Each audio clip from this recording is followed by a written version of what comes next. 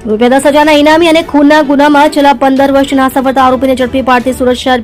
પીસીબીના ASI Hasmukhbhai Mohanbhai તથા head constable અશોકભાઈ લુણીનાઓને હકીકત મળેલ કે કામરેજ પોસ્ટે ફર્સ્ટ ગુનો રજિસ્ટર્ડ નંબર 25/2011 પીકો કલમ 302-34 મુજબના ગુનાના કામે નાસો ફરતો આરોપી રાજકુમાર જયકૃષ્ણ પટેલ નાઓ હાલ જીડીએન કંપનીના ગ્રાઉન્ડમાં રાયકોન્ટાઈ રોડ હોસુર તમિલનાડુ ખાતે રહે છે, જેથી પીસીબી પીઆઈ શ્રી આર.એસ. સુવેરા નાઓએ મજકૂર આરોપી બાબતે ખાતરી તપાસ કરાવતા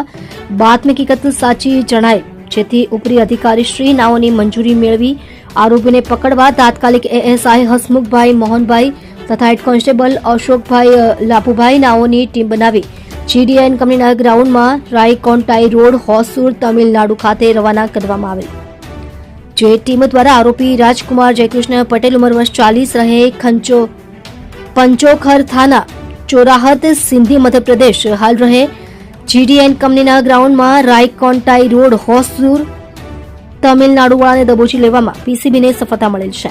મજકૂર પકડાયેલ ઇસમની પૂછપરછ કરતા તેણે તથા તેના મિત્રો અભિમન્યુ, અશોક, અમરેન્દ્ર તથા કલ્લુનાઓએ ભેગા મળી ભરત પ્રસાદ પટેલ કે જેની સાથે આરોપીઓને જૂની અદાવતનો ઝઘડો ચાલતો હોય, જેથી 22/1/2011 રોજ મરણ જનાર સાથે ઝઘડો થતા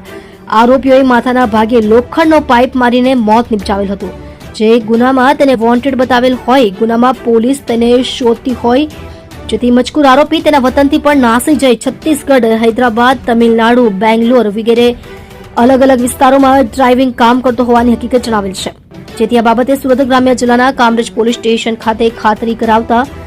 આરોપી કામરેજ પોલીસ સ્ટેશન ફર્સ્ટ ગુનો રજિસ્ટર્ડ નંબર 25/2011 પીકો કલમ 302-34 મુજબના ગુનામાં નાસ્તો ફરતો હોવાનું તેમજ મજકૂર આરોપીને પકડવા માટે પોલીસ અધિક્ષક શ્રી સુરત ગ્રામ્ય નાઓ દ્વારા ₹10,000 ઇનામ પણ જાહેર કરેલ હોવાનું જણાવેલ છે,